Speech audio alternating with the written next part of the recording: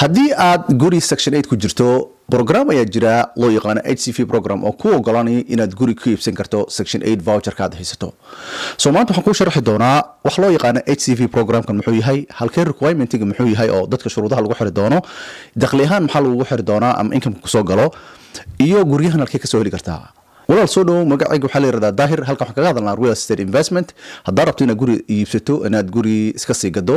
ama waxaan kaga hadalnaa halkan creditkaada kor soo ugu qaadi lahayd ama wax loo yaqaano tax loopholes insha allah haddaan nagu cusub tahay ina soo follow garee video noocan kale soo aragto haddii aad rabto aniga inaan kaa caawiyo arrimaha guryaha iibsashadooda insha allah iga soo qob website-kayga saxanrealty.com ama shaashada ay nambarkayga ka arki doontaa haddii aad rabto inaad barato real estate investment ay ka mid tahay buy and hold fix and flip subject to wholesaling إن شاء الله يقول صوبه وستكيجا saxaninvestor.com وأنا بلاوي وقت بدنا لبنان. أوكي هذا كوب بلاو برنامج كان HCV برنامج كان سدوا شقيا مركب كوات وحنا فيليا بقول كبر سديتن أما بقول كبر سجاش الصومالي ويفانسين واحد سكشن اللي هي لكن هذا فهم سنين لعلى سكشن 8 كم هي سكشن 8 هو برنامج لو ترجع دتك لو إنكم كأما الدخل ير صقله سيد دولة دوجع عاوز هدي ما أنت كسوق شغل العكس ده حكون أقله هاد الدولة ده وحي كو حكومة يسأنا بحسه 30% أو $900 إنا بحسه so برنامج كساسي وشقيا لكن وين هيستر requirement كود إحنا قلنا سمرك كود وين هيستا جوريها سكشن 8 هذا هيستر نسيب درب ومقل ميس برنامج كنين so maadaam had aan wada fahmanay intaan wada fahnay haan ka hadalno waxa loo yaqaan HCV programkan waxa lagu talgalay dadka low income ka ah inuu qofka soo raadsado guri oo private qof kale shakhsi kale uu leeyahay waxa loo yaqaan ayaa jira tenant pays voucher program oo ah basically waa section 8 voucher ka haysato so taato ku ogolaanayo qofkaasi shakhsigaasi ina guri kaga iibsan karto so hadda waxaan ku sharxi doonaa programka requirement-ga laga rabo inaad raacdo adiga marka koowaad first waxay kugu xiri doonaa shuruudaha kugu xiri doonaa waxay kamid tahay waa inaad soo qaadataa wax loo yaqaan home buyer education so this waa program iyo class la qaata waaye haddaad aado website-kan African Development aad ka soo heli kartaa lirdu way ku train garanayaan there's many other websites wax loo yaqaan home stretch ayaa jira isagana home stretch dadku ka caawiya so basically home education Google ku qor manasor ku qor uu ku soo bada baxaya haddii aad taag soo dhamaato number 1 waxa inaa wacda noqonaysa wax loo yaqaan PHA oo Public Housing Agency meesha guriga aad section 8 ka qaadatay in la xiriirtay noqonaysa so waxaad weydiinaysaa in ay programkan bixiyaan loo yaqaan HCV program haddii ku yiraahdaan way bixiyaan then waxay ku dir ayaga ayaa wax badan ka handle garan doono laakiin waxay noqon inta taasi kadib hawsha ay ku jiraan ay ku soo ogaanayaan adiga waxa muhiim ah inaad si ogaato dakhligaaga waxa ku sii ogaan kartaa number 1 waxa aadi kartaa website loo yaqaano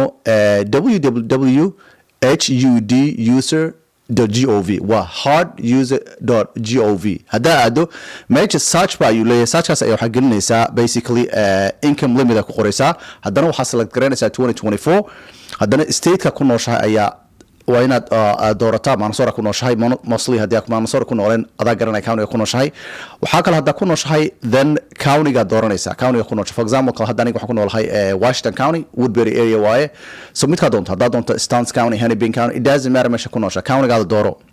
so shaashadan ka tusi doona hadda income limit-ka shaashada ka arkaysa hadda income limit-ka markaa fiiriso aan ku tusaayo wuxuu ku tusayaa qofka halkii qof low income-ka markay fiirinayaan oo kale dad qof dakhliga soo galo halka qof shakhsiga 43 hal qof duu yahay waa 43000 inuu sameeyo laakiin hadduu ilaa 8 qof aad tahay lacagta sameynaysa waa inay ka badan 82000 so haddaa fiiriso shaashada fiiriso kale qaybta very low income ka meelaha ugu fiican waa san aaminsan ugu qalmayso waa kan talabaad waaye so arkayso qofkii Soomaalida badan asan ogahay waxay u badan yihiin dad u yaraan afar qof ka soo qaado waa inaad sameysaa 37000 waxay ka badan hadaa sameysaa waa still low income tahay laakiin aad lacagtaada uma yaro so muhiim waa ina income kaada ogaataa so hadda maadaama intaas ogaatay the next step waxaan aadaynaa waxaad halkee ka soo heli kartaa guryahan loo yaqaano the tenant pays section 8 so haddii aan aadno website fara badan aadi kartaa jirta laakiin the first ugu horeeya waxaan dadku la talay inay aadaan wax loo yaqaan PHA Public Housing Agency-ga meesha section 8 ka guriga meesha kaga jirta lacagta aasiiso ayaga ayaa u qaabilsan howlahaasi inay ka caawiyaan laakiin waxaa jira non-profit organization oo dadka caawiyo oo loo yaqaan affordable housing oo ah ama hub.org haddaa aado waa arki doontaa kuwa loo yaqaan jira housing link waxaasoo dhan shaashada ku arki doontaa .org so markaa guriga inaad soo heshaa ama haddii kale waxay noqon doontaa qof kale inaad hayrato uu ka caawiyo arrintan laakiin usually kuwa PHA ayaga handle garay arrintan ayaga u qaabilsan inay kula raadiyaan mostly waxay leeyihiin local real estate agent ee la shaqeeyaan ama waxay ku dhigi doonaan an option ay ku siin doonaan qof real estate agent alla shaqeysto raadso hadaa u baahato as always way soo wici kartaa aniga so guriga laakiin mararka qaar mostly 90% of the time ayaga handle gareeyo they don't even real estate agent kale kuma dirayaan so haddii ay taa dhacdo ayaga kuwan PH-ga ayaa la heshiinayo way kusoo approve garanayaan the whole process ay ku bilaabayaan waxay la soo heshiinayaan qofka guriga aad ka iibsan doonto so qofkaas oo marsiin doona waxyaalo fara badan inspection marsiin doonaan appraisal marsiin doonaan so kadib waxay sameyn doonaan waxaa la complete garanayaa wax loo yaqaano purchase agreement oo ah basically processkii guriga loo iibsanay just like haddii aad process badan aad sida guriga loo iibsadaa garanayn video fara badan baan kasoo sameeyey channelkayga daado waad arki doontaa video aad u tira badan baan kasoo sameeyey so then programkaasi hadda waxaa dhamaynaysaa kuwa PH-gaasi ayaa ka caawinayo wax loo yaqaano monthly home ownership assistance ama loo yaqaan HAP bay ka caawin doonaan so lacagaha ku kacay doonto just like gurigaas waxa u tirid garan doonaa sidii guri section 8 oo kale ah so still waxa bixin doontaa lacagtii 30% ayaa bixin doontaa kama badanayso haddii 3,000 ku soo gasho $900 bixinaysaa waxay ku soo galo times 30 ku dhafo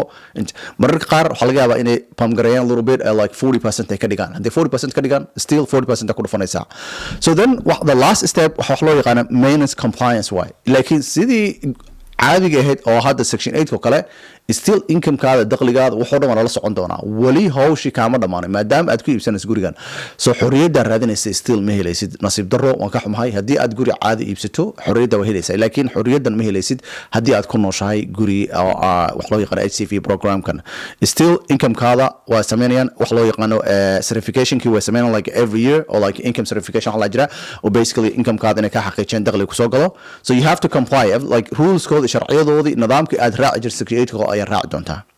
so programkan meeshaad ku noosho ma garanayo dadka qaar u shaqeeyaa oo guri way ku iibsadaan insha Allah haddii aad rabto arrimahani so waxaad u tagtaa meesha qaybta guriga aad ku nooshahay xafiiska section 8 u tag programka HCV programka inay bixiyaan weydii insha Allah haddaad rabto inaad guri iibsato aniga waxaad ka soo qaban kartaa website-kayga sahanrealty.com haddii aad rabto real estate investment barato ay kamid tahay buy and hold fix and flip subject to wholesaling insha Allah igu soo boqo website-kayga sahaninvestor.com insha Allah markale soo qabta assalamu alaykum